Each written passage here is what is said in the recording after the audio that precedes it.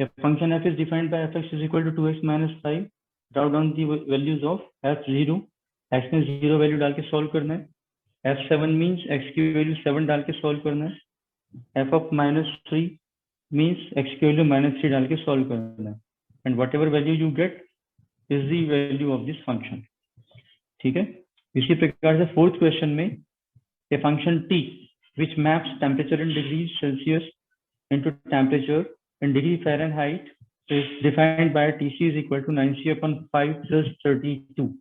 ये फंक्शन है जो कि एक फ़ारेनहाइट में आपको टेम्परेचर कैलकुलेट करके देता है। सेंटीग्रेड की वैल्यू आप C में डालिए, वो वैल्यू कन्वर्ट करके आपको फ़ारेनहाइट में कन्वर्ट करके देगा। तो अलग अलग सेंटीग्रेड में जो टेम्परेचर की वैल्यूज हैं वो आपको दी गई हैं। नीचे जो फाइंड बोल के दिया हुआ है, फाइंड T0 का मतलब जब सेंटीग्रेड की वैल्यू 0 होगी तब फ़ारेनहाइट में वैल्यू कितनी होगी, T28 डिग्री सेल्सियस फ़ारेनहाइट में कितना होगा, -10 डिग्री सेल्सियस, ये फ़ारेनहाइट में कितना होगा। The value of C when MC is equal to 212। अब आपको TC की वैल्यू दी हुई है और आपको C के लिए कैलकुलेट करना है।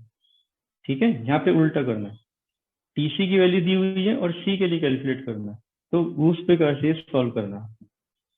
ठीक है, फिफ्थ क्वेश्चन में find the range of each of the following function. Domain आपको दिया हुआ है और आपको रेंज फाइंड करनी है। पहला क्वेश्चन देखिए, fx is equal to 2 minus 3x, fx is equal to 2 minus 3x। इसमें डोमेन दिया हुआ है x belongs to real number and x is greater than 0, means x belongs to R positive, सारे positive real number है। Second part में function fx is equal to x square plus 2 and x belongs to real number, ये दिया हुआ है। Third is fx is equal to x and x belongs to all real numbers। ये तीन part है। ठीक है, तो अभी इसको डिस्कस कर लेते हैं। fx is equal to 2 minus 3x and x belongs to all positive real numbers। अब x की वैल्यू 0 डालेंगे, f of 0, इस समय क्या मिलेगा, 2 minus 3 into 0 that is 2, मतलब 0 पे 2 आ रहा है। x की वैल्यू 1 डाल देते हैं, f of 1, तो 2 minus 3, so this becomes -1।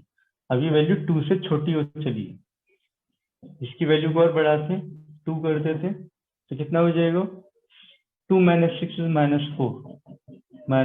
अब ये वैल्यू निगेटिव की तरफ जा रही है, means on this real number line if this value is 2, तो 2 के साथ इंक्लूडिंग 2 ये वैल्यू हमारी इस तरफ आ रही है, ये वैल्यू इस तरफ आ रही है, और ये कहाँ तक जाएगी, कह रहा रियल पॉजिटिव, ये तो इन्फिनिटी तक जाते हैं।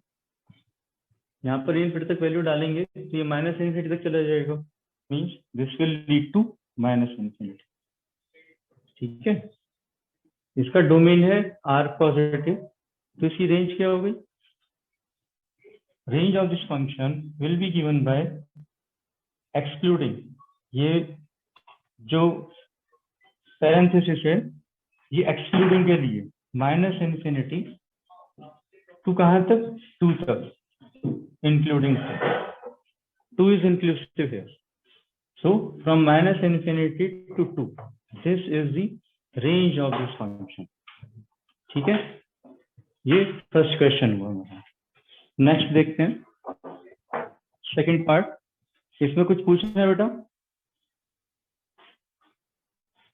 इसमें कुछ पूछना है किसी को, ऋषिका ये समझ में आ रहा है बेटा? Yes sir. Okay, very good.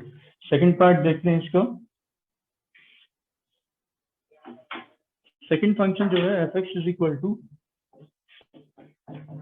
x square plus 2 and x belongs to R। R क्या है, R is all real numbers, R is all real numbers, और ऑल रियल नंबर्स में पॉजिटिव वैल्यूज भी होती हैं, निगेटिव वैल्यूज भी होती हैं। When x belongs to r, ये सारी पॉजिटिव वैल्यूज हैं, इसमें सारी निगेटिव वैल्यूज हैं। और इन वैल्यूज को जब हम स्क्वायर करेंगे, जब किसी भी वैल्यू को हम स्क्वायर करेंगे तो क्या होगा? निगेटिव वैल्यू को स्क्वायर करेंगे तो कैसी वैल्यू आती है सर? पॉजिटिव। पॉजिटिव हो जाती है। पॉजिटिव को स्क्वायर करेंगे तो वो भी पॉजिटिव रहती है। मतलब हम रियल की कोई भी वैल्यू उठाएं, एक्स स्क्वायर हमेशा हमें क्या देगा? पॉजिटिव वैल्यू ही देगा। And positive value plus positive value, this is always going to be positive. ठीक है। अब रियल नंबर में हमारे पास वो सबसे छोटी वैल्यू कौन सी होगी जिसका स्क्वायर भी सबसे छोटा होगा? वो है 0। तो f of 0 gives me 0 plus 2, that is 2. अब इससे आगे जो भी होगा 2 में कुछ जुड़कर ही आएगा। ठीक है। फॉर एग्जाम्पल हमने 1 ले लिया, तो 1 का स्क्वायर 1 plus 2 is 3, तो ये 2 से आगे जा रहा है। f of 2.5 ले लेते हैं। ठीक है। तो ये क्या हो जाएगा? 2.5 का स्क्वायर क्या होता है? 6.25। 6.25 plus 2, this gives me 8.25। अब ये देखो और आगे जा रहा है। तो अगर नंबर लाइन पे मैं इस चीज को देखूं तो व्हाट डू आई गेट? इस फंक्शन की जो मिनिमम वैल्यू होगी वो है 2। ठीक है। So this is 0, this is 2। तो ये 2 आएगा, 2 आएगा, 2 से आगे का नहीं है, 2 समेत है। 2 आ रहा है 0 पर। सो 2 से लेके this value will go two plus infinity. But जैसा कि मैंने बताया था आपको, infinity is not a part of real numbers, तो इन्फिनिटी को हम एक्सक्लूड करके चलते हैं। इसलिए range of this function will be given by including 2 and excluding infinity. Parenthesis का मतलब एक्सक्लूडिंग, स्क्वायर ब्रैकेट का मतलब इंक्लूडिंग। तो 2 से लेके इन्फिनिटी तक की सारी वैल्यूज इस फंक्शन की रेंज बनाएंगी। इसका डोमेन है ऑल रियल नंबर्स। ठीक है। थर्ड में देखिए, थर्ड क्या है? F x is equal to H. अब जो बहुत सिंपल सा फंक्शन है, इस फंक्शन को स्पेशल नाम दिया गया है। इसका क्या नाम है? कांस्टेंट। नहीं बेटा, कांस्टेंट थोड़ी है, एक्स है यहाँ पे। इसको स्पेशल नाम दिया गया है। नितिन आप बताएं।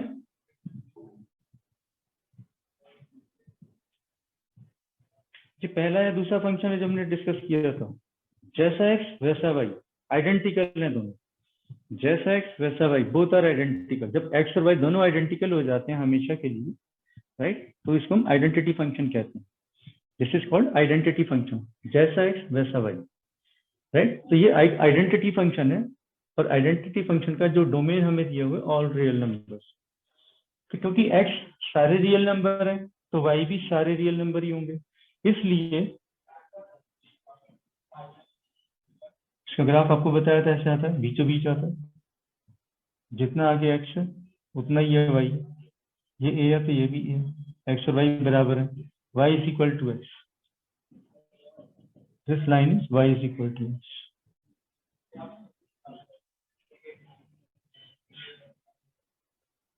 Right? So if domain of this function is all real numbers, range of this function will also be all real numbers. तो इस प्रकार से ये सारे रियल नंबर्स जो हैं इसके अंदर कवर अप होते हैं।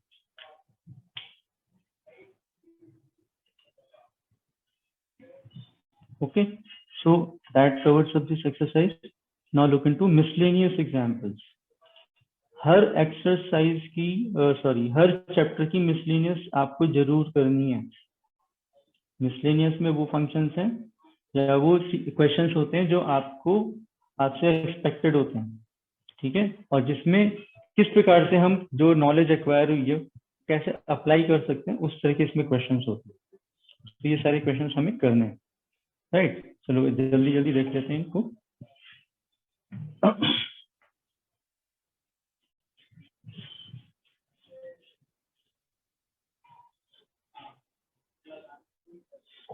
इस मिसलेनियस एग्जाम्पल जो 18th है, इसमें एक स्ट्रेट लाइन दी हुई है हमें। ठीक है।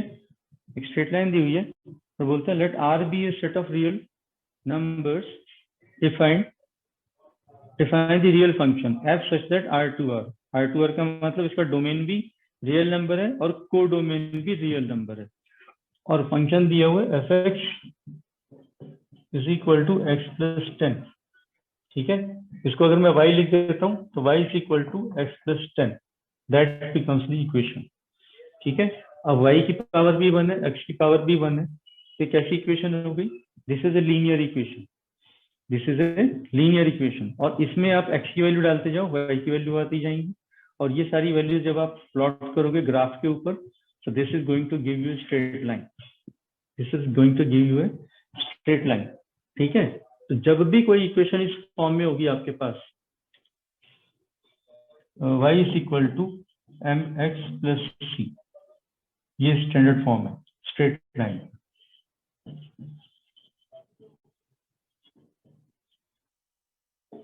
किसी भी स्ट्रेट लाइन की ये स्टैंडर्ड फॉर्म है, ये हम करेंगे कॉनिक सेक्शंस के अंदर आएगी आगे। तो यहाँ पे जो m वाला पार्ट है, this m is slope and this c is y intercept. इसका मतलब समझाता हूं मैं आपको।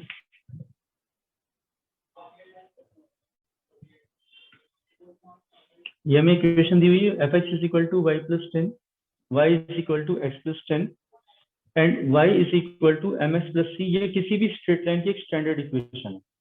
ठीक है, इसमें x का जो कोफिशिएंट है, y का कोफिशिएंट 1 होना चाहिए, ये स्टैंडर्ड इक्वेशन है। इस स्टैंडर्ड इक्वेशन की कंडीशन है y का जो कोफिशिएंट है 1 होना चाहिए। अगर यहाँ पे कुछ बाई चांस दिया हुआ है तो उसको आप डिवाइड करके दूसरी तरफ नीचे ले जाओ। ठीक है, तो x का जो भी कोफिशिएंट बनकर आएगा that will be called slope of the line, और इसके साथ c की जो भी वैल्यू बनकर आएगी that is called y intercept. इसका मतलब हो गया इस लाइन को यदि आप प्लॉट करने लगो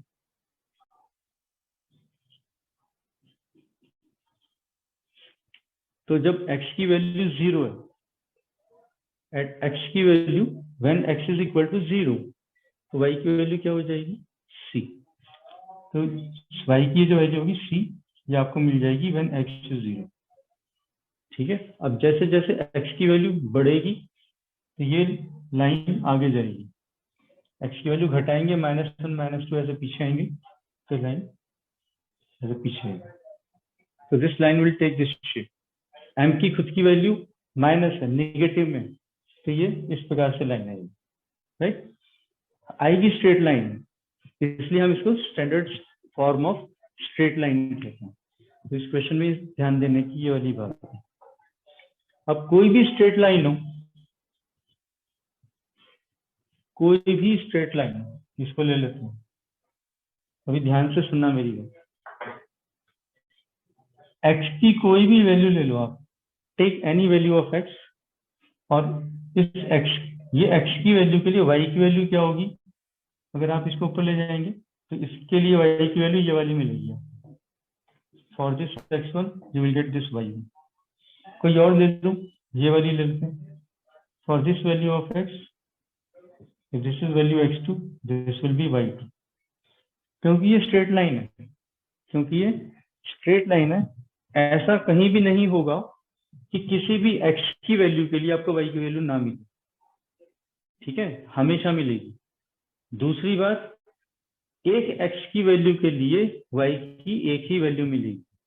ठीक है, तो ये फंक्शन की कंडीशन को फुलफिल करती है लाइन। ठीक है, सारे x कवर हो रहे हैं, यहाँ से सारे y कवर हो रहे हैं। तो हर लीनियर फंक्शन के लिए ध्यान देने की बात यह है, जो भी इक्वेशन की फॉर्म इस प्रकार की है तो उसका डोमेन आपका अगर रियल नंबर्स है तो उसका रेंज भी रियल नंबर्स ही होगा। ठीक है, अगर डोमेन में कोई वो इंटरवल दिया हुआ है, मान लीजिए ये वाला इंटरवल दिया हुआ है, यहाँ से यहाँ तक वैल्यू ले सकता है, तो y की कहाँ से कहाँ तक वैल्यू आएगी, फिर y की यहाँ से यहाँ तक वैल्यू आएगी। मगर इसमें भी एक x की वैल्यू के लिए y की एक ही वैल्यू है, और हर x की वैल्यू के लिए y की यहाँ पे वैल्यू होगी। ठीक है, और एक x की वैल्यू के लिए y की एक ही वैल्यू होगी। इस इंटरवल के लिए भी ये अपने आप में एक फंक्शन है, ये ध्यान देने। ठीक है।